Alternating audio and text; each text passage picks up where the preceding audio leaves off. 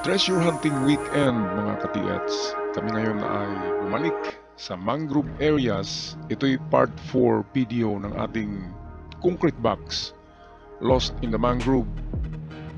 At kung meron kayong upuan ay umupo na kayo dyan, humanap ng pwesto kasi paganda ng paganda ang episode na ito sa paghanap ng nawawalang sinasabing concrete box. Kasama ko ang aking anak dito, the Surigao San Jr. At madaling araw pa kaming bumiyahe. Medyo malayo kasi ito. At kasama ko rin dito ang The Pendulum Man and also The Invisible Man. Itong Sa Butuan, ito ang masarap na almusal sa madaling araw. Itong mainit na sabaw. At yung mabangong sinugbang baboy.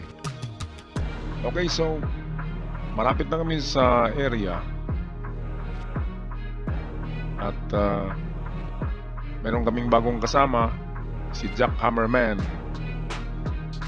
Kasi kung matagpuan namin yung concrete box na yun, of course we need a jackhammer para madaling mabuksan ito.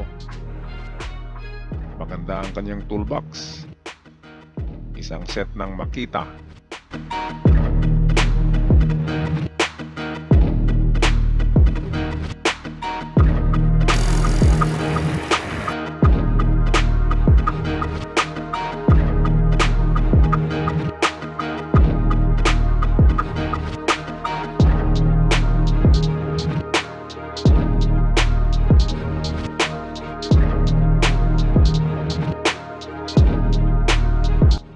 Ito'y first time ng Surigao San Jr. na maka-apak sa mangrove areas, which is malagkit at maputik. Kaya pinasuot ko siya ng itong rubber boots. Nauna na si The Pendulum at Invisible Man sa area. Ako'y nahuhuli kasi alalay muna ako dito sa SS Junior. Kaya nahirapan siya sa mga putik na yan. 12 years old pa lang yan na bata, pero ang height niyan ay 5'7" na ang height niya. Kaya kung tingnan mo ay itong parang binata na, pero bata pa yan. Okay, malapit na kami. Iyon pala ang itong real site ng nawawalang concrete box ayon sa live pointer ay nasa 40 meters pa malayo galing sa pinabukayan namin nung una. Kasi naligaw kami kasi sabi niya mayroong lumang kahoy naroon. Kaya nang makita namin yung old tree na patay na, doon kami nag-detect nung ating first episode. Pero nang sumama siya sa amin nung isang araw, ay tinuro niya at binatupan niya ng bato ang direksyon at ang area. Yun sa kanyang tanda. Kasi nasa 20 years na daw nang hukay nila yun. Siya ay 20 years old pa noon. Aksidenteng natagpuan nila yung box na yun na may nakatusok na sagwan kasama ang kanyang ama. Ang kanyang ama ngayon ay 80 anyos na, hindi na makapunta dito. Kaya ito pala yung kahoy na yun, mga ka-TX. Tingnan nyo ng mabuti yan. Napakagandang marker niyan. Meron siyang parang peephole sa itaas, yung bilog sa itaas. At eksaktong naka-align sa east. Makita nyo ang araw dyan. At yun din na alignment ang binato. Ang binato ni pointer kung saan nila nakita. Kaya doon mismo kami mag-concentrate pag-detect. Nasa layo na 10 hakbang, 10 metro.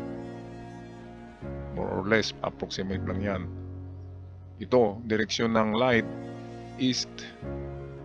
Alam naman natin na ganyan magbaon ng mga Hapon. Palaging nakalinya sa east ang isa sa kanilang mga ibinaon.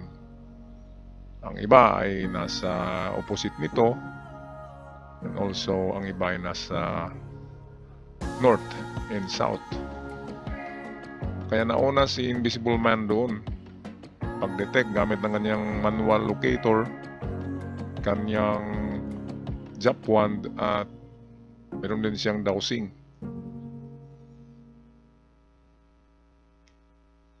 At kami pumesto muna dito kasi napakainit na. Ngayon ay 7 AM, pero mainit na sa lugar na ito. Ito'y parte ng Agusan na lugar. Medyo malayo to sa lugar ko.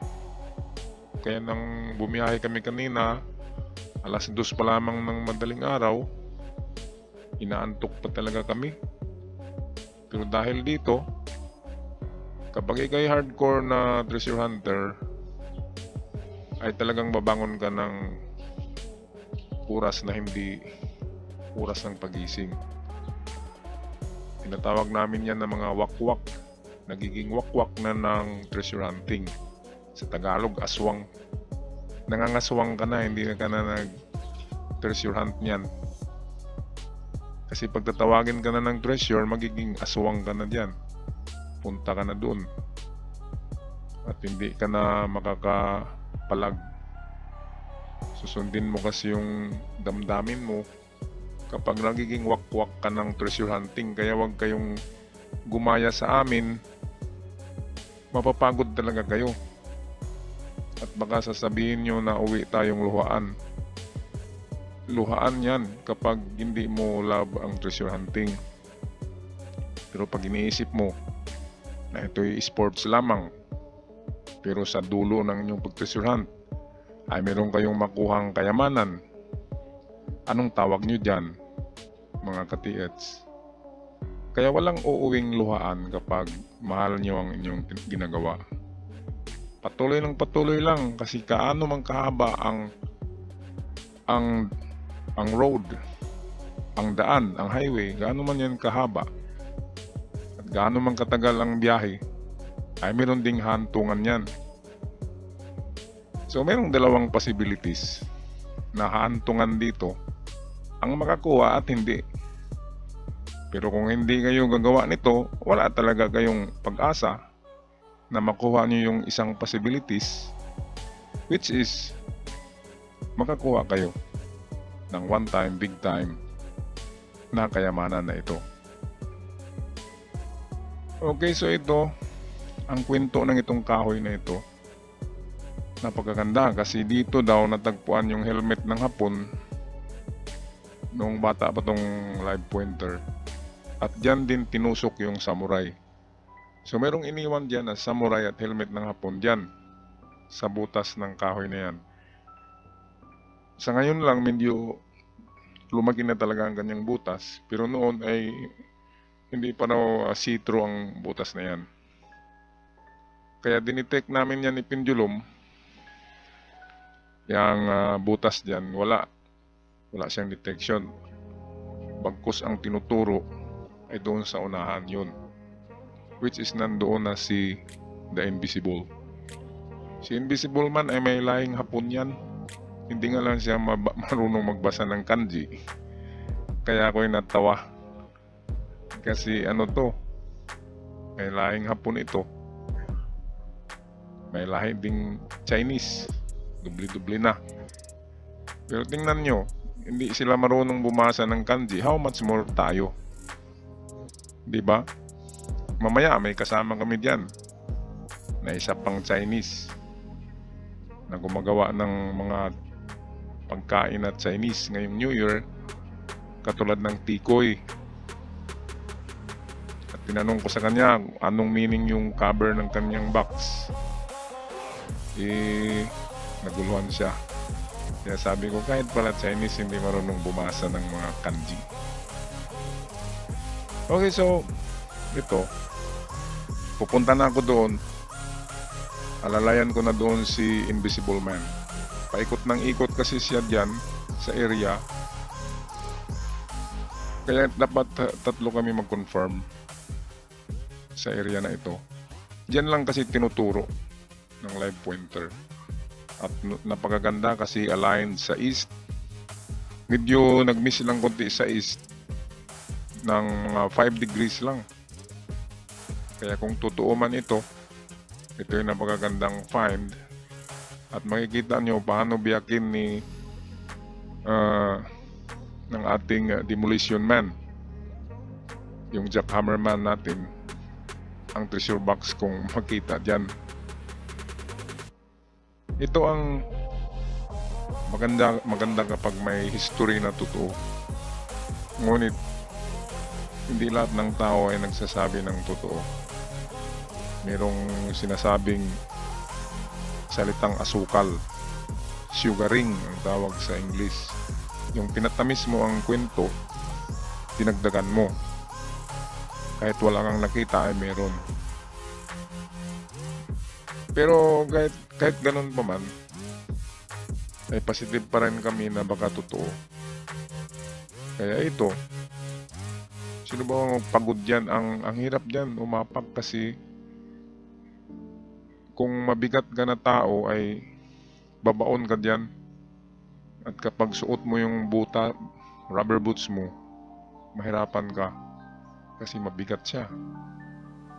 Ang maganda kasi dyan kapag mangrove areas ay wala talagang susuotin ikaw na sinilas o sapatos o rubber boots. Bare naked foot, yung hubad na paa, kasi walang friction. Tulad ng ganyan, malapot talaga. Ako dyan ay halos mag-cramp na yung paa ko dyan, yung binti ko, dahil sa lalim ng baon ng paa sa putik. Okay, meron akong na-detect sa likuran ko lang, pero sinigurado ko lang na babalik ang dowsing. Merong nagsabi ang ganda raw ng mga service namin pero di makabili ng ng locator. Meron naman akong locator, pero mas bilib talaga ako sa dowsing rod. Kasi ang dowsing rod ay proven na yan, manual yan, at ginagamit yan noon pa man ng mga gold prospectors sa Europe at Amerika. Pero kung gusto niyo talaga ng mga mamahalin at magandang mga locators, tawagan nyo si Roniel Bourbon sa Bourbon Electronica sa Metro Manila. Kanyang numero 0975-6675-030, at magtanong lang kayo doon ng mga gandang gold locators kung ayaw nyo sa dowsing rod. Pero meron din silang mamahalin na dowsing rod doon na electronics. At kung sakali kayo ay nakapag-decide na bibili, banggitin nyo na kaibigan kita o nirekomenda kita. Banggitin nyo wag yung pangalan ko, yung channel ng YouTube ko lang. Banggitin nyo ang Surigao Sun at The Golden Boy, Real Guide to Treasures. At meron kayong diskwento doon, automatic 2 to 5% kapag mga recommended buyers. Recommended ko ng mga katiyats. Okay, so confirm para sa akin na doon talaga. Ngayon si Pendulum Man naman, itong ginawa namin, hindi kami nag-script na diyan tayo. Kanya-kanya kami ng paghanap. At kapag nagkataon na pari-pareho ang aming digging spot na maituro, yan ang maganda. Kaya mas maganda talaga ang maraming gumagawa. United, sabi nga, united you stand and divided you fall. Kaya maganda kapag marami, kasi malaki ang chance na magiging successful ang inyong treasure hunt. Kaya wag kayong kung sino ang magaling. Walang magaling dyan. Ang magaling dyan yung nakakuha. Okay, kahit anong panggaling ng mga gamit mo, pero hindi ka nakakuha, hindi ka pa rin magaling. Katulad din yan ng nangingisda. Gaano man kamahal ang yung bangka, gaano man kamahal ang yung fishing line, pero wala kang nakuhang isda sa pag-uwi, hindi ka magaling na mangingisda. Okay, kaya hindi yan sa gamit mga katiits. Yan ay ayon sa swerte, sa pagbasa ng signs, at sa guide ng ating Panginoon. Swerte-swerte lang talaga ito, parang sweepstakes. Mayroon talagang tumatama at mayroon ding nakakuha ng treasures na ito. Kaya huwag kayong mawala ng pag-asa. At taas-taasan nyo, haba-habaan yung pasinsan nyo, kasi pag titigil kayo ay wala nang mangyayari. End of the road. Tapos na. Pero kung patuloy pa rin kayo sa paglalakbay, one day matusok ang yung paa ng pako or makaapak ka ng bubog. Ganyan ang treasure hunting. One day masundot mo yung talagang totoong treasure box. Kaya ito si Pendulum, medyo malaking tao ito, mabigat. Ayan, no, nahirapan talaga siya dyan. Pupunta siya sa malayo kasi tatargetin niya kung doon pa rin mag-point sa na-detect namin ng Invisible Man. Surigao-san Jr. Having a good time under the old tree. Paglaki niyan, baka matindi pa yan kaysa akin ang batang yan. Kasi ako nung sumama ako sa treasure hunting sa father ko, nasa ano na ako, 17 years old. Pero itong anak ko 12 pa ito, kaya mas magaling to paglaki niyan. Kung hindi siya malihis ng landas, iwanan ko sa kanya yung mga ano ko, kagamitan, saka mga records, mga mapa, kaya magaling siya. Ang kailangan niya lang sa paglaki niya ay mga kasama na katulad nitong mga kasama ko, na mga dedicated, gumagastos, at hindi nawalan ng ningas, hindi nawalan ng gusto. Ako nga minsan parang gusto ko na magpahinga ba ng mga 1 week, hindi lalabas, hindi mag-upload, pero nandito na. Sabi nga nila, the curse of Yamashita Treasures. Pag natamaan ka ng curse na yan, ay magiging wakwak treasure hunter ka. Sa Cebu, ungo. Sa Tagalog, aswang, balbal ng treasure hunting. Kaya kahit madaling araw, pupunta kayo doon sa inyong project site.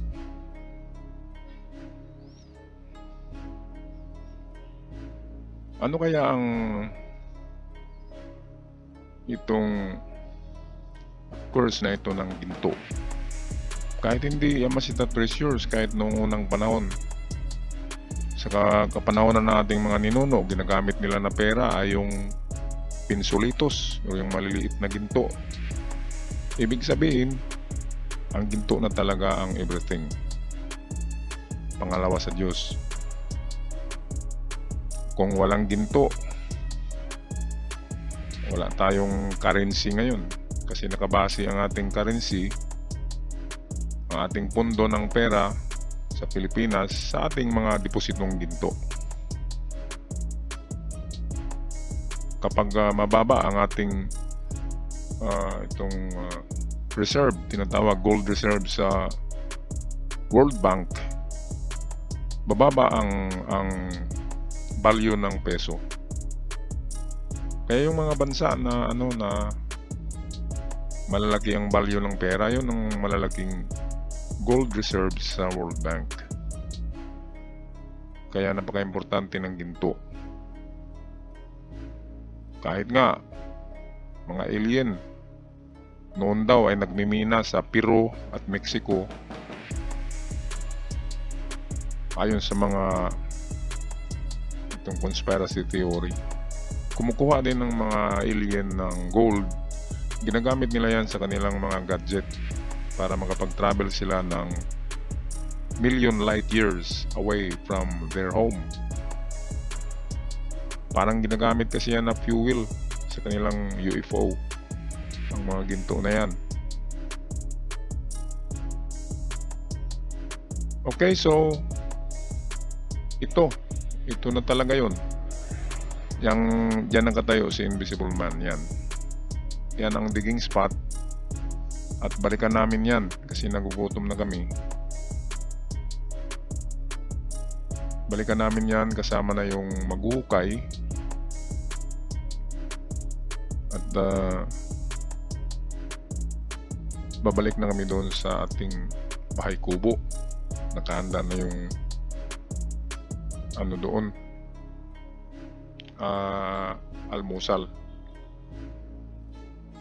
Ito yung final test ni Pendulum Man sa site, sa digging spot.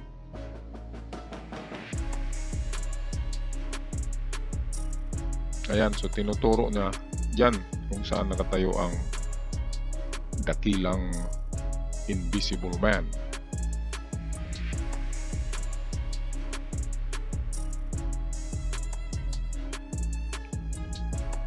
Umiikot yung manual locator ni Invisible Man dyan.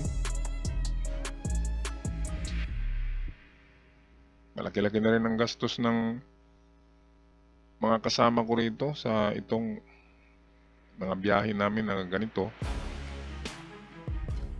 Pero yun yung pera naman dapat kung gagastos kayo ng treasure hunting ay yung outside of your daily needs or budget, yung hindi nyo nagagamitin na pera. Huwag nyo gamitin yung gagamitin nyo para sa pagkain nyo, sa mga bills. Gamitin nyo yung extra money. At huwag masyadong magpatangay sa sa damdamin nyo. At huwag maging greedy na makakuha kaagad. Hukay ng hukay lang.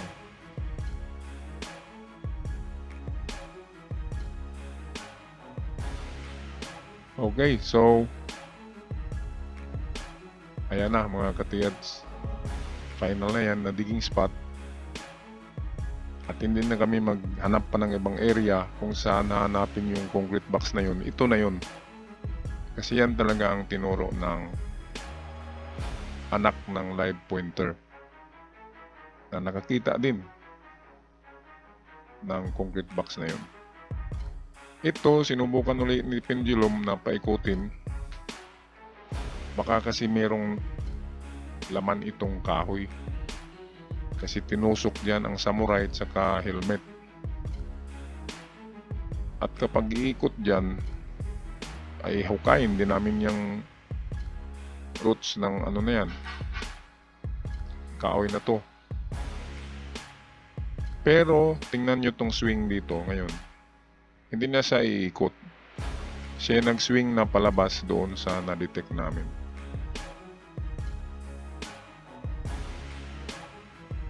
Okay, so yun na talaga. Ito'y benchmarker lang, itong dead old tree. At kami ay babalik na sa makeshift kubo para kakain muna kami ng masarap na handa doon ng aming kasama. Hanggang sa muli mga katiyat, sa abangan ng part 5, the last episode of the concrete box in the Pangasinan. Paalam, ingat kayo.